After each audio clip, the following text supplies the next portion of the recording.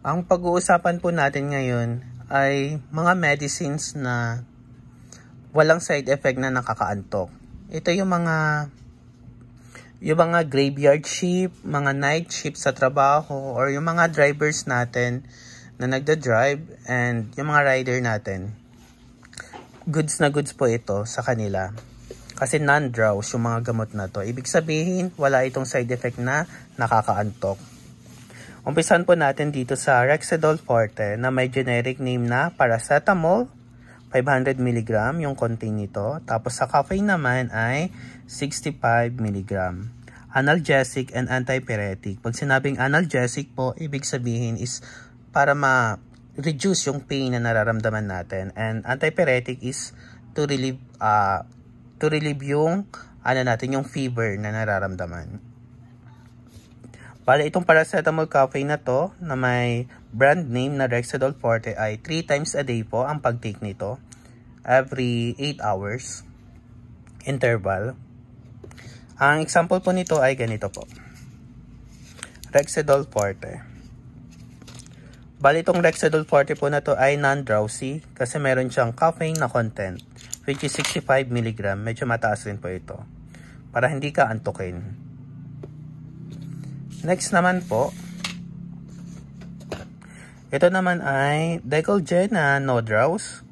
May generic name na phenylpropanolamine hydrochloride and paracetamol. 25 mg po yung contain nito sa phenylpropanolamine and paracetamol po is 500 mg. Itong Decolgen na to ay para sa nasal decongestant, ibig sabihin sa sipon, mga ganyan, clogged nose. And analgesic na rin po ito and antipyretic. Yun nga po yung sinabi ko kanina, analgesic is para ma-relieve yung pain na nararamdaman and antipyretic po is to reduce fever. Dahil may paracetamol po ito na 500 mg for fever and yung phenylpropanolamine naman is para sa sipon natin. Yung mga clogged nose, ganyan. Ito po ay non-drowse. Ibig sabihin, hindi po ito nakakaantok. Ang sample po nito, yung Decolgen na non-drowse or no drowse, ganito po yung tsura niya pag bibili po kayo.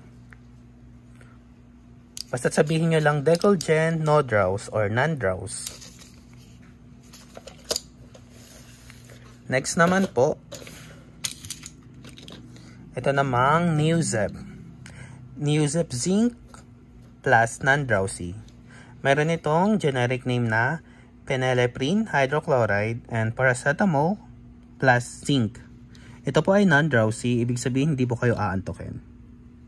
Ito ay nasal decongestant, ibig sabihin ng nasal decongestant sa sipon, clogged nose, ganyan po.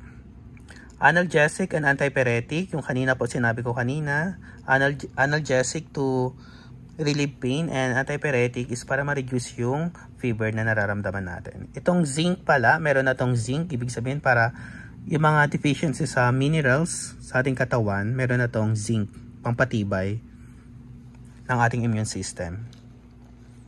3-in-1 na po ito. May zinc na rin nakasama na vitamins. Ang sample po nito ay ganito. Pag bibili po kayo nito, sabihin nyo lang Neozep Z Plus or with zinc na non-drowsy. Yung itsura po. Ganyan. Dark green na walang halong iba't ibang kulay. Kasi pag yung isa nito, yung may zinc na walang hindi siya non-drowse, kulay dilaw yun na medyo green. Dalaw yung combination niya. Ito, solo lang na dark green. Bali, ito pong tatlo na to,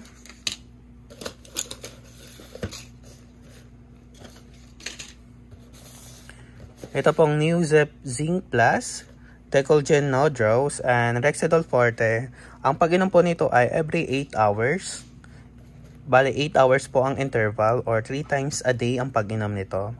Ito po ay non-drowsy. Ibig sabihin, wala po itong side effect na nakakaantok. Unlike sa Biogesic, BioFlu, mga paracetamol na may content yun na nakakaantok talaga, side effect na nakakaantok. So ito po yung the best sa mga graveyard shift, sa mga night shift, sa mga drivers natin na nilalagnat, bigla na lang nakaramdam ng sakit ng ulo, ganyan fever. Ito po yung kailangan nila, mga non-drowse na gamot. Pag natapos nyo po itong video na to, huwag kalimutan pong mag-subscribe and like na rin po. Para next video natin, meron tayong panibagong update or panibagong mai-content tungkol sa iba't ibang gamot.